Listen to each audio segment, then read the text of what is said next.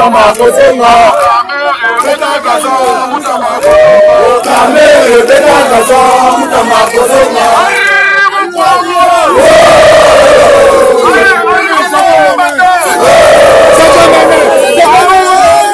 Il semblerait que Constant Mutamba sera condamné ce mercredi.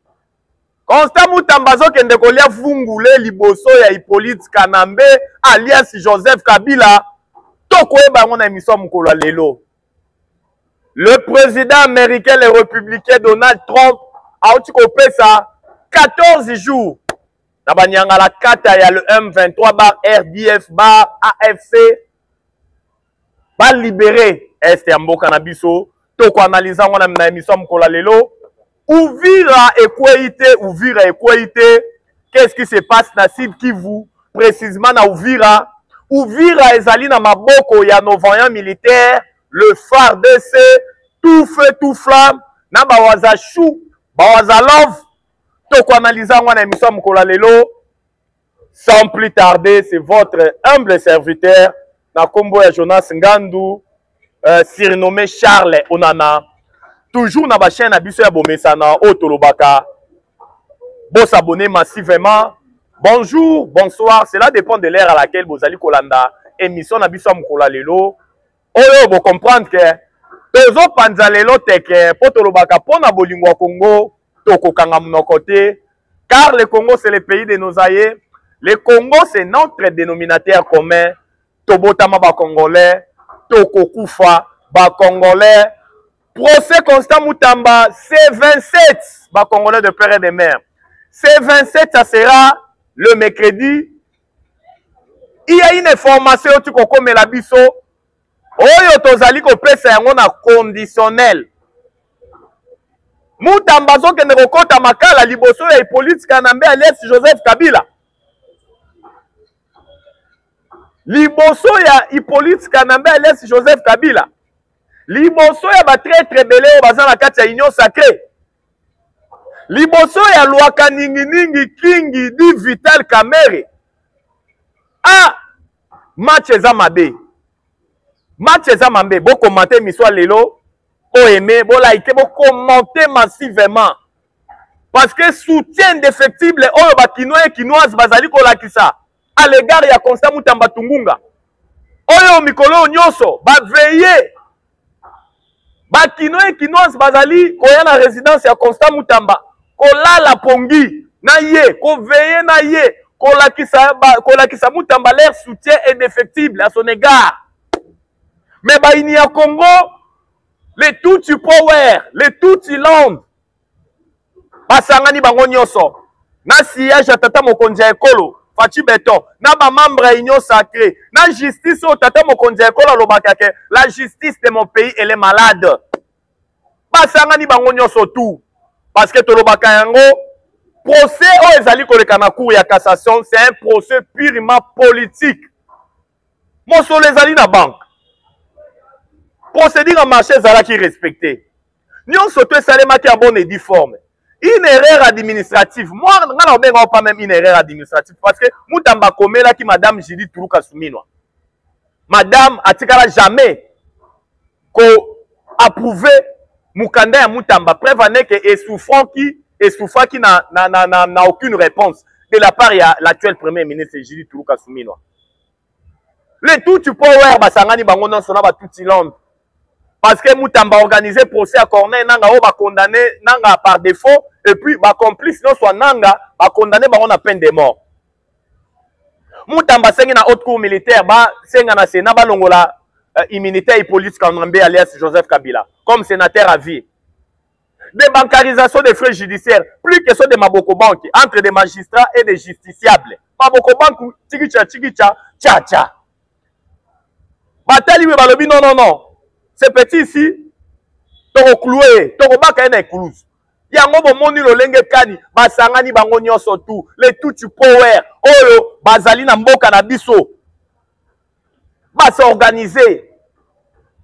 Yango toko senga na ba Congolais de père et de mère. Les 27 oyo mercredi oyo ya semaine oyo les 27. Bon répondre massivement présent. Bon kende ko accompagner Constant Mutamba Tungunga. kuna na cour ya cassation. Parce que biso tozali kosenga be acquittement na ye. Nous voulons que Constant Moutamba soit acquitté, soit blanchi, azali innocent, asali au côté. Asali au côté. Yango toye lisusu na émission Mukola lelo interpeller les chefs de l'État Fachi Beton. Kosenga na tata mokonzi ekolo, étant donné que vous êtes les magistrats suprêmes, vous devez avoir un œil regardant dans le dossier Constant Moutamba. Vous devez ouvrir l'œil et les bons. Olobakango, la justice de mon pays est malade. Vous avez trouvé un docteur, en l'occurrence Constant Moutamba Tungunga, qui avait commencé à administrer une thérapie pour que la justice de notre pays guérisse de sa maladie. Oh yo tata mokonzi ekolo mona ki yango constataki. Mais regardez les sorts, il y a docteur Constant Moutamba Tungunga. Il y a certaines personnes qui disent que le 27, Constant Moutamba Okendolia Vungule, na prison centrale ya Makala. Liboso ya Hippolyte Kanambe alias Joseph Kabila. Liboso ya ba traître nyonso ozala ba na kati ya union sacrée parce que Moutamba dérangé. Donc bazo statuer tokoye ba sort ya Constant Moutamba. Liboso ya Hippolyte Kanambe alias Joseph Kabila. Un sujet rwandais placé au sommet de notre pays. Il a affaibli notre pays. La traîtrise et la trahison. Et ça qui monnaie courante. Il y a un régime naïe. Mais la personne qui a travaillé dans la vision et à Tata Mokonzi Ekolo Fachi Beton, le tas des droits, Moutamba donné une lueur d'espoir. Il y a Kola qui saba Kongomani était beaucoup qui ça la paix confiance dans la justice ya Mboka Nabino. Mais aujourd'hui, regardez ce qui se passe. Et pas Constant Moutamba, les ennuis judiciaires. On a terni son image. On lui a poussé à la démission. Maintenant, leur objectif, c'est de l'incarcérer dans la prison centrale ya Makala. Enfin, on sa plabé na bango, ya kolesa e mwamba, kuna na prison centrale ya Makala. Raison pour laquelle, tu es qu'on révéler toutes ces informations pour na Tata Mokonzi Ekolo, azala peza prudent, azala misuga na lolenge kani, makambo ekoleka le 27 oyoyo, kuna na cour ya cassation, na procès Constant Moutamba, procès Hippolyte Kanambe alias Joseph Kabila, Moupe Pakaina, onga na surnommé Kabila lelo Moupe Pakaina, tantôt na Abidjan, tantôt na Côte d'Ivoire, tantôt na Côte d'Ivoire, tantôt na nini na Congo Brazza, tantôt na Zimbabwe, tantôt na Afrique du Sud, tantôt na donc Moupe Pakaina Hippolyte Kanambe alias Joseph Kabila. Kabila sera condamné à mort. Pas bien à union ce que vous allez confisquer. Kabila a plus de 200 sociétés éparpillées dans le Congo Mobimba. Des biens immobiliers, n'en parlons même pas. Ayaki Nababot, Abimi Lelo, multimilliardaire, pour combattre Mboka na biso na mosolo. Oh, Congo est pessier. Congo est pessier nyonso. Mais oh, il y a Jija qui kosala ya malonge zala ko combattre Congo. Parce qu'un fils de ce pays ne peut pas faire ce que Hippolyte Kanambe alias Joseph Kabila azali kosala na partie orientale ya Mboka na biso. La moindre des choses, est la compassion. Oh, ya tikala ko jamais compassion. Na bandeko na biso bazali ko kufa chaque jour au armée rwandaise ezali ko boma na ba supplétif na bango to bengi le M23. Aucune compassion. Maintenant, langage Nezakaka bientôt là dans na pouvoir. Par quelle magie politique Kanambe alias Joseph Kabila a kozonga lisusu na pouvoir? Kabila c'est l'homme du passé, il appartient déjà au passé. Yango nazali ko yesa na bino ba Congolais de père et de mère. On doit ouvrir l'œil et les bons parce que complot ya batutu power on a tukoloba awawa et silina noté. Objectif principal na bango ya balkanisation ya mboka na biso. Le fait que ti lelo nanu ba resir yango te. Mutu ba pesa ki miso akokisa yango ezala ki politique Kanambe alias Joseph Kabila tata mokonzi ekolo ya kala. Le fait que nanu ba kokisi yango te baza à l'aise te. la communauté des États d'Afrique de l'Est, Otobengi EAC, Ozali Kokambama na banilotique. Bâtir des stratagèmes, des agendas cachés, des réunions occultes. On nous signale les réunions, ils ont celles en Ouganda. Des réunions, ils ont celles en Ouganda. Oh, les officiers supérieurs, il y a la plupart, il y a des pays, il y a EAC. Quand on a hôtel, il y a déstabiliser Est et Ambo Canabiso, dans sa partie orientale. Qu'est-ce qui se passe dans le Sud Kivu? Uvira ezala maboko ya banyangala kata ya le M23T. Uvira ezali na maboko ya nouveau militaire le FARDC na bawazashu. Aujourd'hui, il y a eu des crépitements de balles dans le quartier belé kuna na territoire ya Uvira. Mais ce n'était pas les M23, ce n'était pas une confrontation directe avec l'armée congolaise et les terroristes des M23. Les M23 sont loin, plus de 100 km na Uvira. Madame Moussika, ils sont très loin. Il y a eu moi mes attentements entre deux fractions à Bawazashu. Il paraîtrait que dès Moko, il y a officier Moko, Azalaki na fraction Moko ya Bawazalendo Moko, tant bagenda ko kundaye, incompréhension Moko et c'est créama qui entre les Wazashu entre eux. Il y a eu un peu des affrontements pendant 2 heures du temps, mais au moment où nous sommes en train de faire cette émission, la situation elle est sous contrôle. Va comprendre que la population Azalaki vraiment frustrée dans l'Olenge Kani, il y a eu des crépitements de balles. Ils se sont entendus, Kani et puis, balles par terre. Au moment où je vous parle, la paix est déjà au rendez-vous dans le territoire ya Uvira. Oh, lelo banyanga la kata ya M23, balobi ote Uvira quoi il est là. C'est faux et archi faux. Uvira est bel et bien entre les mains de l'armée congolaise. Et nos voyants Ouazachou, au baza couvert dans l'article 63 de la Constitution, où le but est tous les Congolais ont les droits et les devoirs sacrés de défendre le pays et son intégrité territoriale en cas d'une menace ou d'une agression extérieure. Les Ouazalendo, tout feu, tout flamme, avec nos voyants militaires, les FARDC. Donc, c'est-à-dire, les Congolais de père et de mère, ok, bah, na guerre médiatique, ok, bah, na fake news, oyo, bah, ennemi à Congo, bah, distiller le nom dans les réseaux sociaux, que l'on été Uvira, et ça sous contrôle, y a banyanga la kata oto bengaka, y a banilo tiko to bengaka banyanga la kata ya le M23. Et vos apaisements, la situation est sous contrôle. Il y a armée congolaise et nos voyants Wazachou, Wazalov. Wana ezalaki bongo situation ya Uvira o eza sous contrôle ya armée congolaise na ba Wazachou.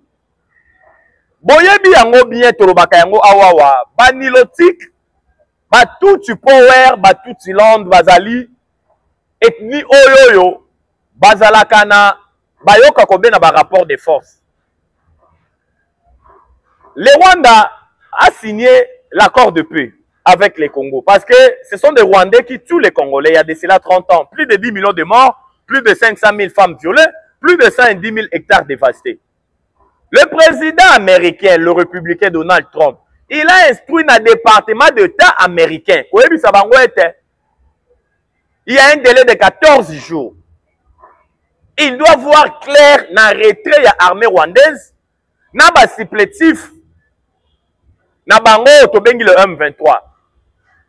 Il doit voir clair, parce que le Rwanda a déjà signé l'accord de paix. La résolution 2773, il y a Conseil de sécurité des Nations Unies. Pourquoi l'applicabilité n'a pas posé problème? Pourquoi les troupes rwandaises ne veulent pas se retirer de la République démocratique du Congo? Pourquoi? Il y a un moment où le président américain, les républicains, Donald Trump, a bêti le mot qu'on a mis ça. La semaine passée, il avait instruit au Conseil de sécurité d'organiser un sommet d'urgence. Sommet Moko Salemaki na urgence. Il y a eu des décisions drastiques qui ont été prises pour Kotala Lolenge Kani. Il y a qu'on prévoir des sanctions à l'égard de Rwanda na terroriste et le M23. Parce que ce que le M23 est en train de faire, c'est l'extermination, c'est le crime de guerre, c'est le génocide, c'est le crime contre l'humanité. C'est ce que le M23 est en train de faire avec l'armée rwandaise. Le président américain a bêti le beau qu'on a mis ça le but. Non. Conseil de sécurité, boss sangana na lombangu. Na lingi ba sanction ezala déjà en gestation. Pour la rotala lo lenge kani. Ya ko sanctionner armée rwandaise. Na ba supplétif na yo to bengi le M23. Bientôt là le M23 bazo tia ba yango na liste ya ba mouvement terroriste. Bientôt là. C'est déjà avancé. Bientôt là, les États-Unis d'Amérique vont annoncer publiquement que le M23 est maintenant considéré comme un mouvement terroriste. L'armée américaine va pourchasser Bango na Est ya mboka na biso.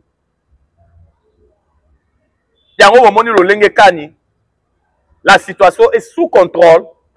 L'ennemi est déjà affaibli. La diplomatie agissante, Tata Mokonzi Ekolo Fachi Beton et le Ngonan Kolo, et Zali qu'on continue à produire des résultats escomptés. Des résultats escomptés, très très louables. Oh, les autres produits des fruits.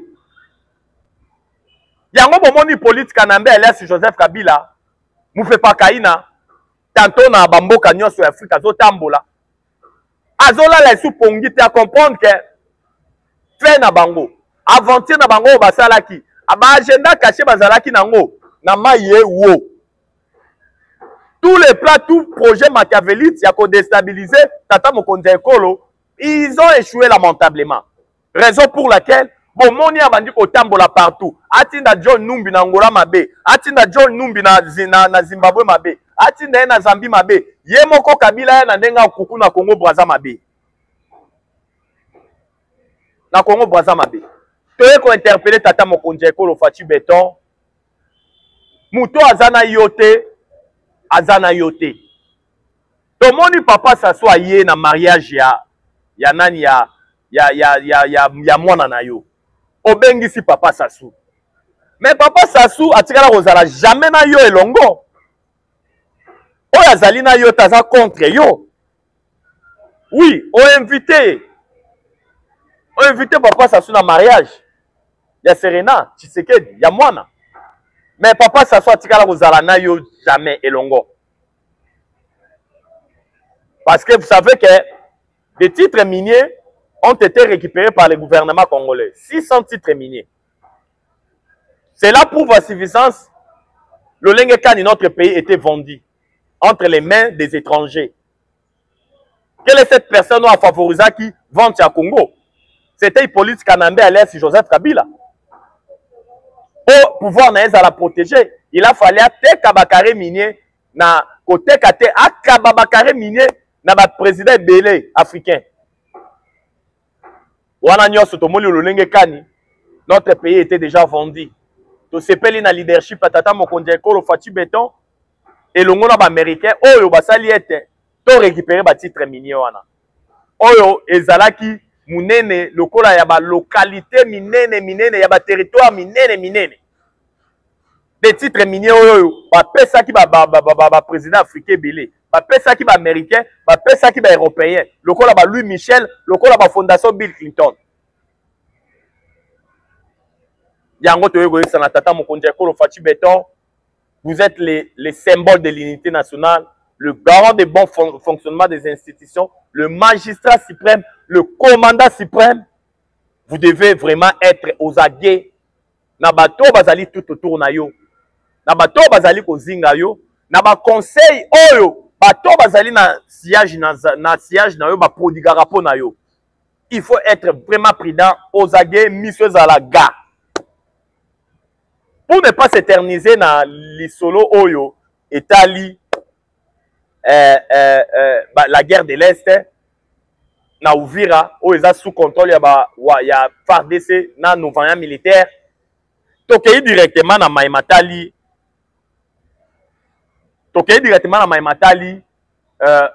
diplomatie agissante à Tata Mokonzi Ekolo Fachi Beton gouvernement soumis noadé au Bakongomani nyonso bazalaki desi komona lo Lengekani ebimi mais et pas na biso quand le chef décide il a la vision il sait ce qu'il est en train de faire yango Bakongomani bazali ko senga na Tata Mokonzi Ekolo Fachi Beton soumis noa 1 ezala lo lenge moko na soumis noa DT to Bakongomani balingi ba sentir ba signaux forts na Soumino Ade.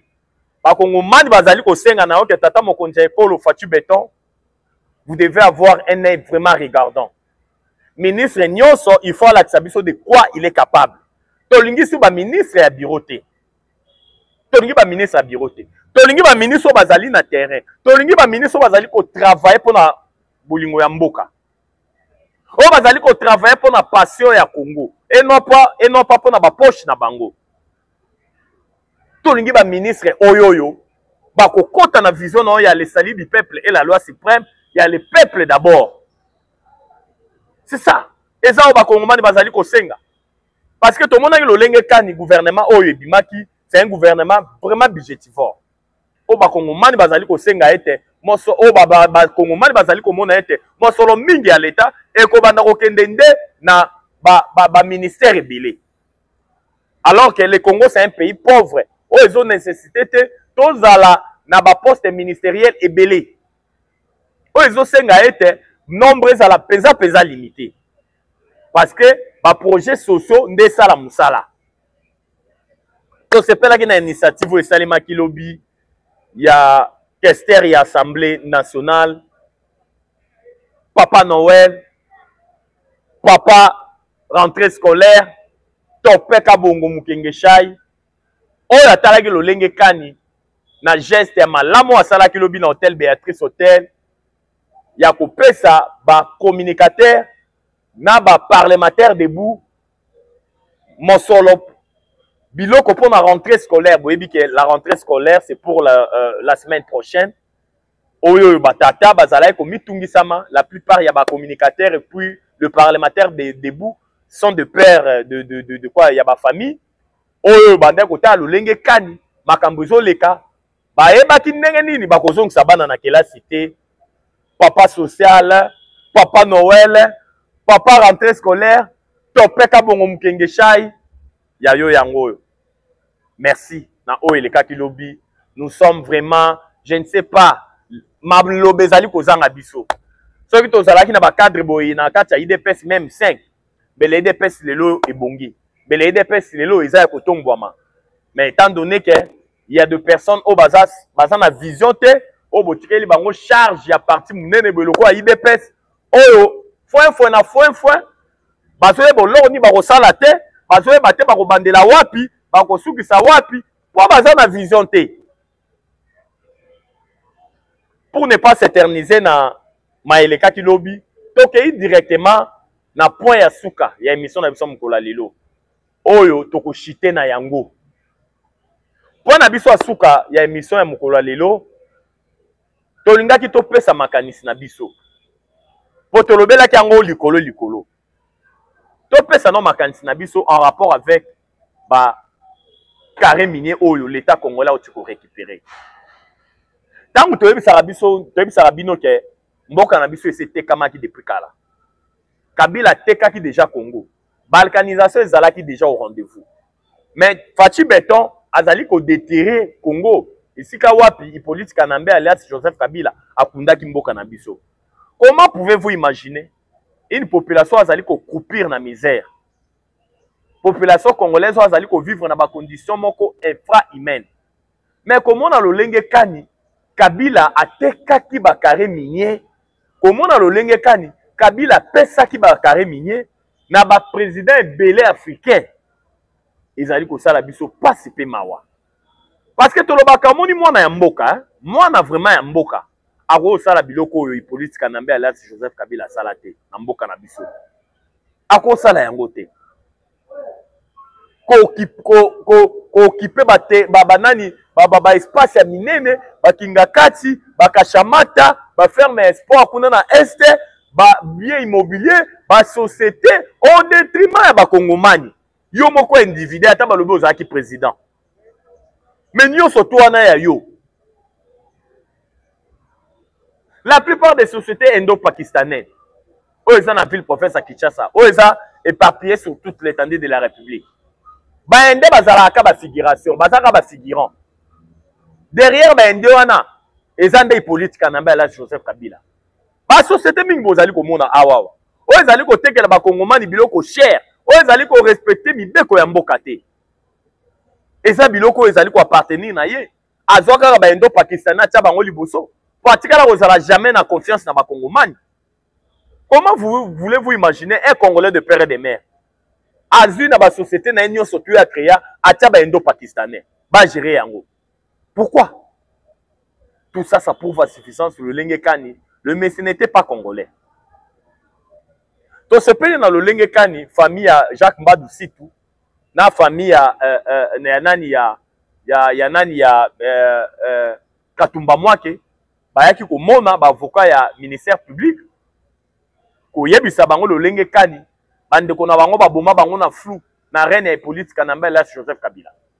Webi ke Katumba Mwake ba kosara biso na lobaka on a émission précédente que asalaki nini crash na Fokker na Fokker ango kaka ye monde tango salema ki crash ye monde atiaki ceinture ya sécurité te ka ye monde atiaka ceinture ya sécurité te ba matata ba Marcellus Chishambwa o bazalaki na baona kati ya avion ba onde batiaki ba ceinture ya sécurité kaka yenda atiaki te yango na kufaka.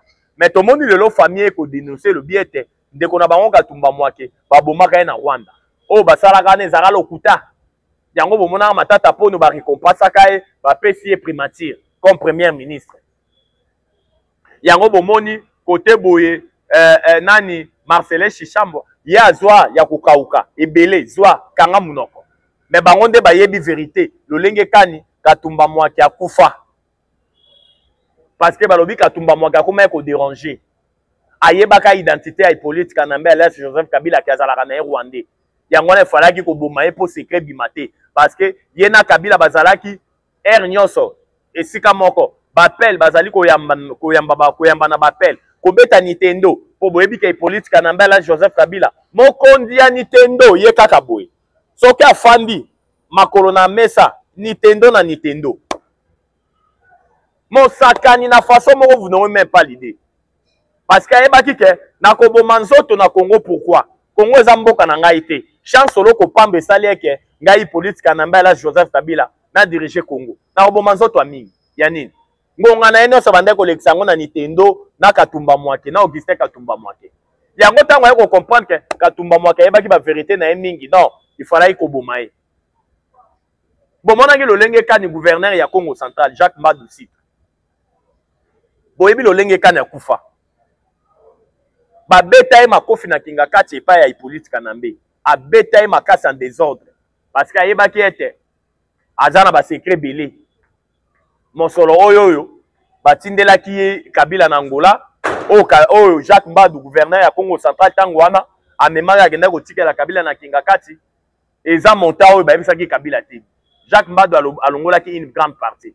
Yango Hippolyte Kanambe pesaki kanda a travaillaki en désordre akufaki bake ozwa ebembe batie kuna na nini na hôpital du cinquantenaire famille ekoloba ete ndeko na biso akufaki na crise te ndenge bakosaka bango tango wana ke Jacques Mbadou Sitou gouverneur ya Congo central apikaki crise balobi tomonaki elongi na ye na matutu babetaki makofi apanzanaki meme mbebu po mona le Lenge Kani Hippolyte Kanambe azalaki kotraite bakongomani oyo entre guillemets bazalaki ba collaborateur na ye bolandaka Zakari Bababasi koloba ete na betama bambata désordre kaka pona yebisaka ye vérité ba betanga bambata na kinga kati ya désordre Bababasi azalaki na chance ye akutanaki na liwate peut-être po bato bazalaki Hippolyte Kanambe ayokaki soni ya koboma Zakari Bababasi mais oyo nyonso tu bazalaki te tango azali ko beta désordre akoboma yo po kei soki bato bazate yango bomoni lo Lenge Kani ba révélation sali ko bima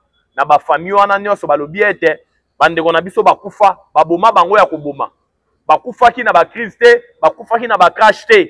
Tout ça ça prouve à suffisance sur le Lenge Kani Hippolyte Kanambe alias Joseph Kabila azalaki ko gérer mboka na biso na terreur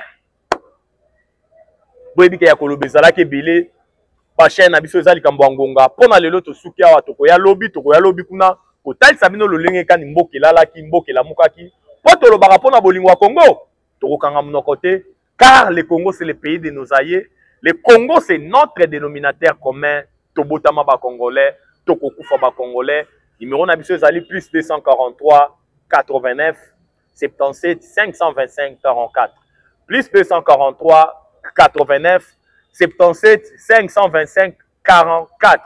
La patrie ou la vie? La patrie ou la vie?